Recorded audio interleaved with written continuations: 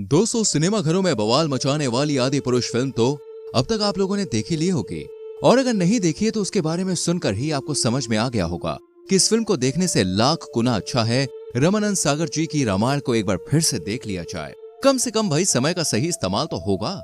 मतलब आप खुद ही सोचिए, 80 के दशक में बनकर तैयार होने वाला रामायण धारावाहिक 600 करोड़ की फिल्म से लाख गुना अच्छा है, जिसके एक एक सीन को देखकर ऐसा लगता है मानो साक्षात रामायण का इतिहास देख रहे हों। लेकिन दोस्तों, आखिर ऐसा हुआ कैसे? किस तरह बिना किसी एडवांस टेक्नोलॉजी और इक्विपमेंट के उस दौर में रामायण को शूट किया गया होगा? शूटिंग के दौरान किन किन दिक्कतों का सामना करना पड़ा होगा, आज हम दोस्तों हर एक चीज बताने वाले हैं। बस वीडियो में चिपक कर बैठे रहिए। दोस्तों, साल 1987 में पहली बार दूरदर्शन पर देश के सबसे पहले धारावाहिक टीवी सीरियल रामायण का प्रसारण किया गया था, जिसने पूरे भारत का दिल जीत लिया था।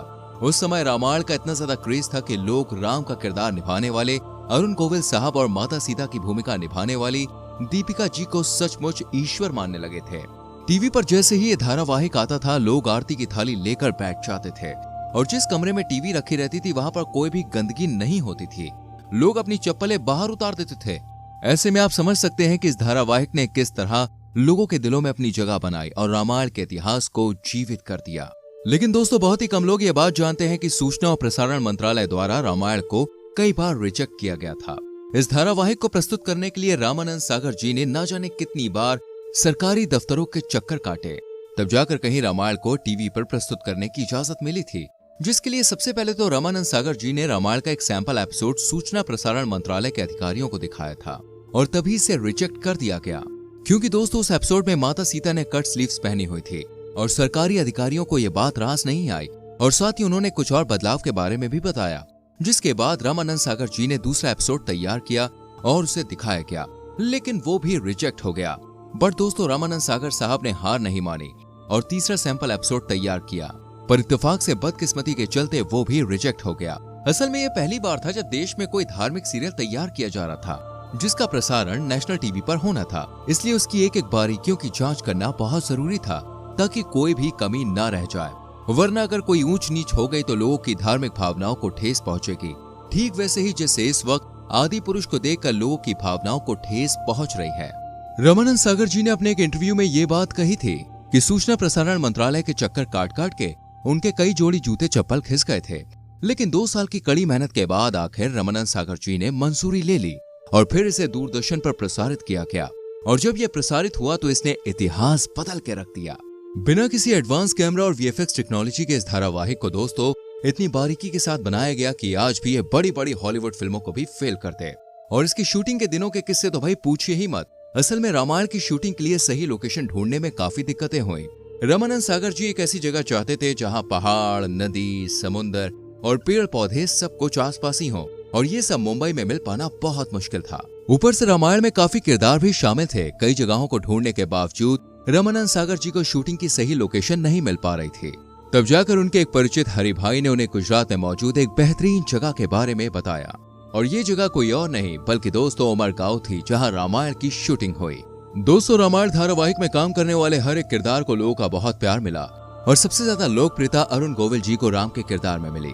जहाँ लोग सच में भगवान राम समझकर उनके पैरों पर गिर पड़ते थे, लोग इन्हें देखते ही रोना शुरू कर देते थे।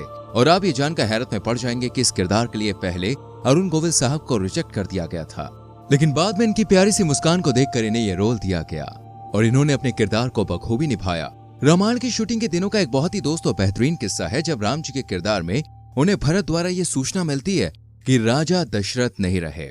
तब अरुण गोविल जी काफी दुविधा में पड़ जाते हैं और वो बिल्कुल भी समझ नहीं पाते हैं कि इस सिचुएशन में उन्हें किस तरह का एक्सप्रेशन देना चाहिए, क्योंकि वो तो भगवान है और भगवान साधारण इंसानों की तरह फूट फूट के रो नहीं सकते, और उन्हें उदासी का भाव लाने नहीं देना था।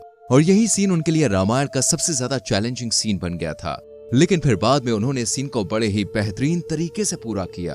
दोस्तों, इस धारावाहिक के निर्माता निर्देशक रामानंद सागर जी के बेटे प्रेम सागर जी ने अपने एक इंटरव्यू में यह बात बताई थी कि ये सीरियल यूं ही नहीं बना, बल्कि इसके निर्माण के पीछे दिव्य शक्तियों का बहुत बड़ा हाथ है, जिसका सबसे बड़ा एग्जाम्पल देते हुए वो बाल स्वरूप भगवान राम और काकभूष नदी वाले दृश्य को बताते हैं, जिसमें काकभूष नदी बालक राम की परीक्षा लेने आते हैं। इसी को फिल्माना दोस्तों बहुत ज्यादा कठिन था, जहां एक तरफ नन्हा बालक था तो दूसरी तरफ कौवा, और उन दोनों से ही एक्टिंग की उम्मीद नहीं करी जा सकती थी। पहले तो बड़ी मुश्किल से कौवा पकड़ा गया और सेट पर लाया गया, लाइट और कैमरा ऑन हुआ, जिसके बाद रामानंद सागर उस कौवे के पास जाते हैं और कहते हैं कि हे काकभूषणडी जी, मैं संकट में हूँ, कृपया मेरी सहायता करिए। रामानंद सागर जी के इतना कहते ही ऐसा लग रहा था मानो कौवे को पूरा सीन समझ में आ गया हो, क्योंकि इसके बाद जो हुआ उसे देखकर हर कोई हैरान था।